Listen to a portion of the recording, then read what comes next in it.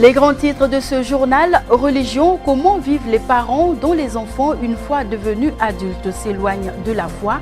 Réponse dans cette édition.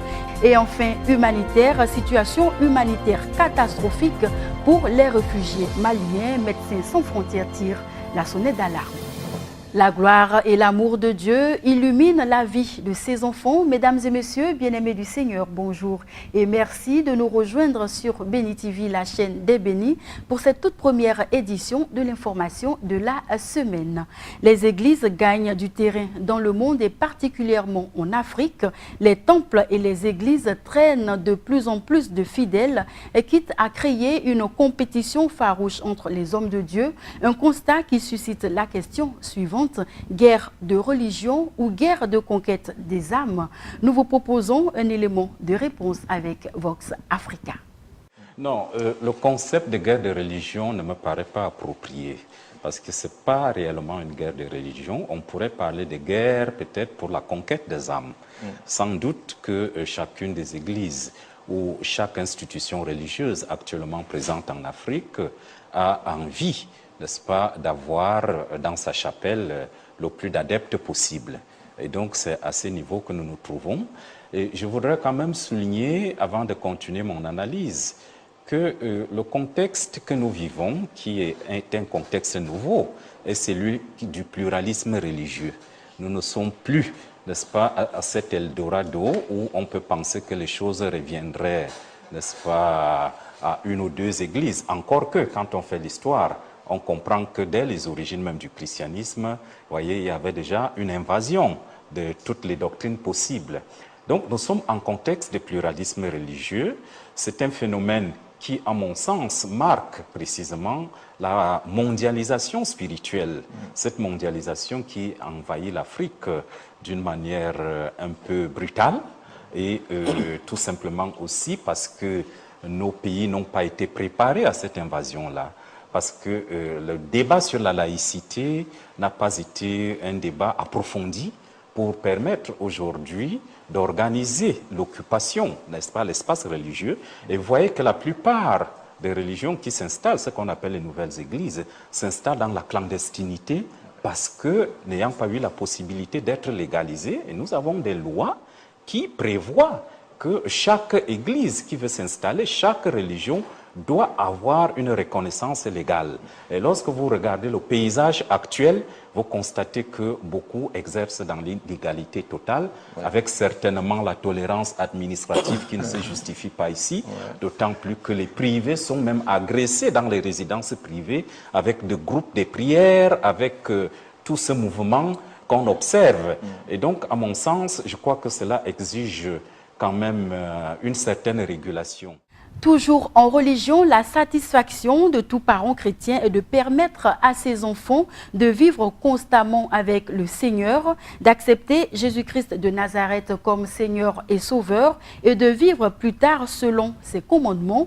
Mais qu'en est-il quand une fois devenus majeurs que ces enfants se détournent de Dieu? Voici ce que pense une mère qui vit actuellement la situation. Élever des enfants est une mission délicate, notamment lorsqu'il s'agit d'éducation de la foi. Patricia le sait par expérience, elle a élevé 5 enfants, aujourd'hui tous majeurs. Aucun de mes enfants ne va à la messe actuellement, c'est une constatation, et c'est peut-être là ce que je ressens comme un grand échec.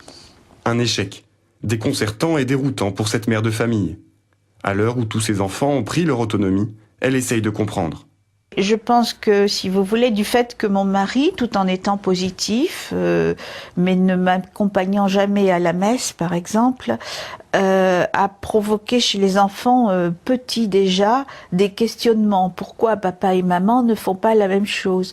Donc les parents sont les premiers. Dans l'ordre de la formation de la foi, j'en suis persuadée, les parents sont les premiers. La prière du soir, par exemple, est très très importante. Peut-être que je ne l'ai pas pratiqué moi-même assez souvent. Mais au moment où on dit bonsoir à son enfant, si on lui fait faire une prière, il y a une espèce de dialogue avec Dieu qui s'établit tous les jours et qui est une bonne formation. Dans le tourbillon de la vie professionnelle, pas toujours facile de vivre sa foi au travail. Comment faire? Quel parcours, lieu de rencontre l'Église propose-t-elle pour mieux concilier foi et travail? Des pistes de réponse dans ce reportage. La Défense, l'un des plus grands quartiers d'affaires d'Europe, des milliers d'hommes et de femmes travaillent ici chaque jour. Au milieu du building, tous plus hauts les uns que les autres, il existe un petit havre de paix. Difficile à distinguer du reste, mais c'est bien une église qui est ici nichée entre deux immeubles. Chaque midi, ils sont nombreux à s'y réunir pour prendre un peu de recul. Nous sortons de nos entreprises pour faire une pause et échanger d'abord sur la parole de Dieu. Donc un évangile est choisi. On le médite, on le partage et ensuite on prend un thème et on échange sur ce thème. L'église accueille de nombreux groupes réunis par corps de métier. Voici ici l'équipe Nouvelle Technologie emmenée par Séverine. Ils se retrouvent une fois par mois pendant la pause déjeuner. Souvent, dans les entreprises, on est un peu dilué en tant que chrétien, on a un peu du mal à savoir qui partage les mêmes opinions. Et se réunir ensemble, ça permet de se fortifier, de réfléchir, d'entendre des sons différents, des voix différentes, des conceptions différentes. Ce sera pour vous l'occasion de rendre témoignage. Effectivement, dans le tumulte de leur vie professionnelle, ces cadres ont bien souvent du mal à vivre leur foi au quotidien.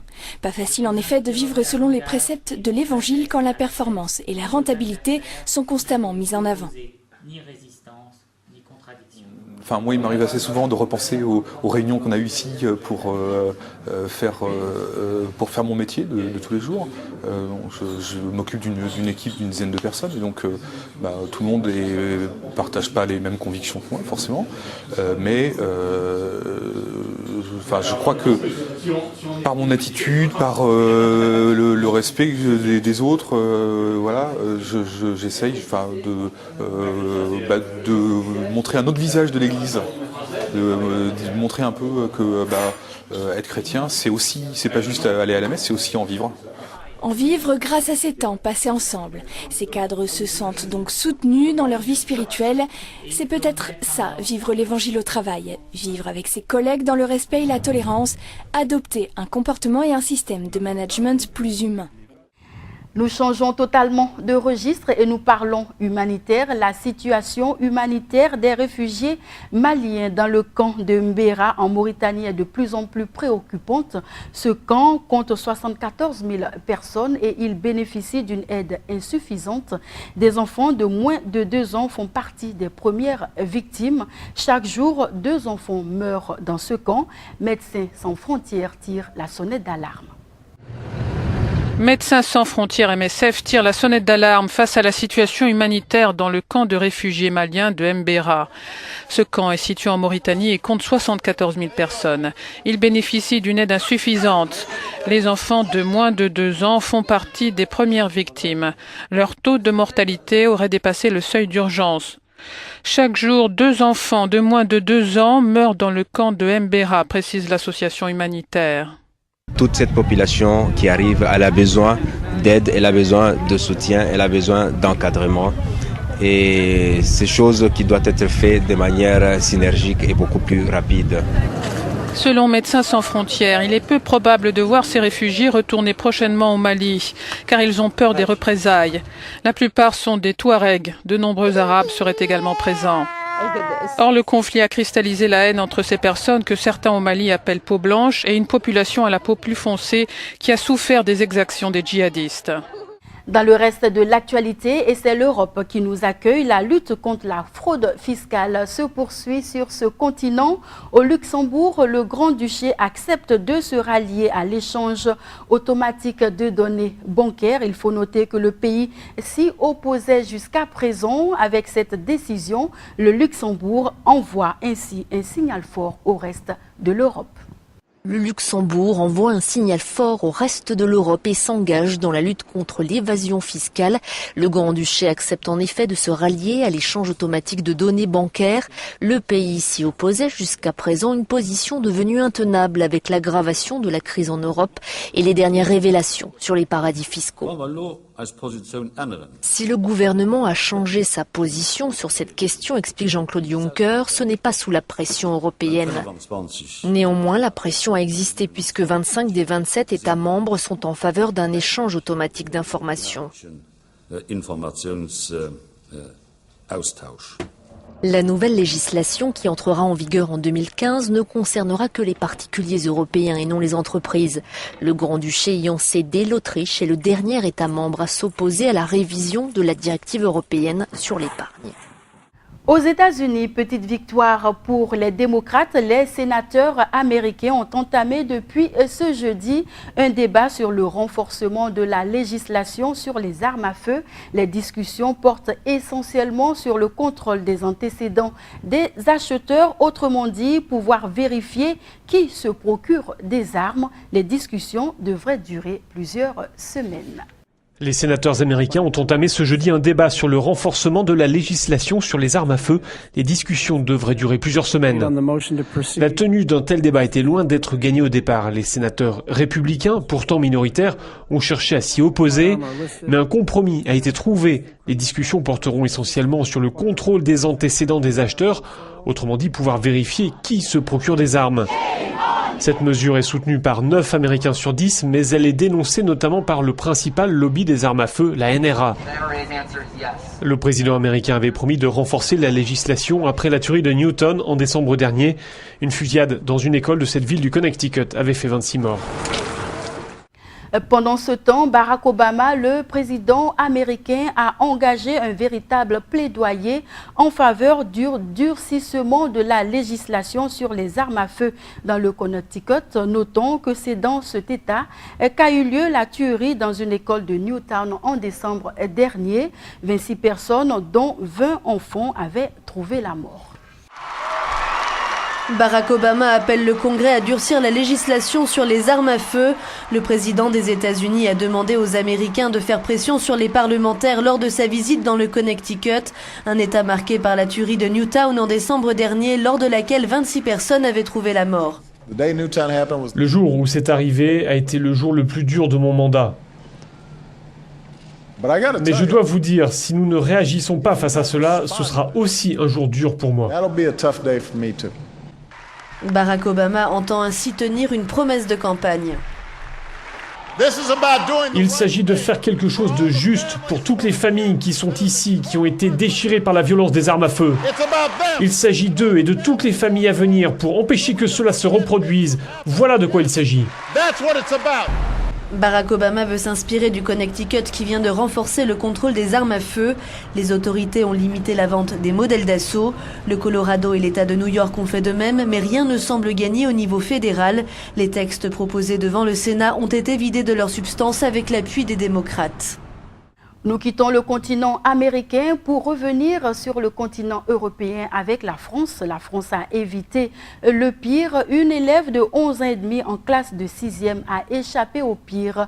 Le mercredi dernier, enlevée par un homme, elle a été relâchée par son ravisseur ligoté dans un fossé en pleine campagne. La fillette a subi des attouchements sexuels.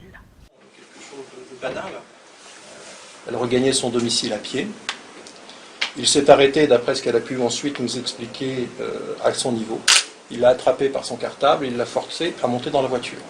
Il l'a ensuite sorti de la voiture, il lui a ligoté les pieds. Elle avait déjà été attachée avec du ruban adhésif au niveau des poignets. Et il l'a jetée dans un fossé avant de prendre la fuite. La petite fille a réussi à sortir du fossé et à attirer l'attention d'un automobiliste qui s'est arrêté et qui l'a conduite chez une voisine, d'où la gendarmerie a pu être appelée tout de suite. Elle a fait preuve de beaucoup de courage et d'une grande force de caractère dans l'épreuve qu'elle a traversée. Elle est actuellement toujours hospitalisée. Évidemment, elle est touchée, elle est choquée par l'épreuve qu'elle a traversée. Nous refermons cette édition d'information de ce lundi avec la page santé. Robert Edwards, le pionnier du bébé éprouvette, est décédé le mercredi dernier à Londres. Ses recherches ont conduit à la naissance du premier bébé éprouvette. C'était il y a 35 ans. Son premier enfant est né au mois de juillet 1978. Depuis, la fécondation in vitro a bénéficié à plus de 4 millions de couples stériles dans le monde. Robert Edwards était âgé de 87 ans. Mesdames et messieurs, bien-aimés du Seigneur, c'est ici que prend fin cette édition d'information. Merci de nous avoir suivis. N'oubliez surtout pas ce grand événement qui aura lieu à partir du 17 avril prochain en Côte d'Ivoire à Abidjan avec l'arrivée du docteur Bishop Ladonna Osborne. Bonne suite de programme sur Béni TV, la chaîne des bénis. Et que Dieu vous garde.